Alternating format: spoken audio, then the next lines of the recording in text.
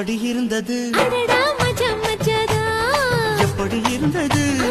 மஜா மஜாதா முதலில் என்னை தொட்ட போது எப்படி இருந்தது அடடா மஜா மஜாதா முதல் முத்தம் தந்த போது எப்படி இருந்தது மஜா மஜாதான்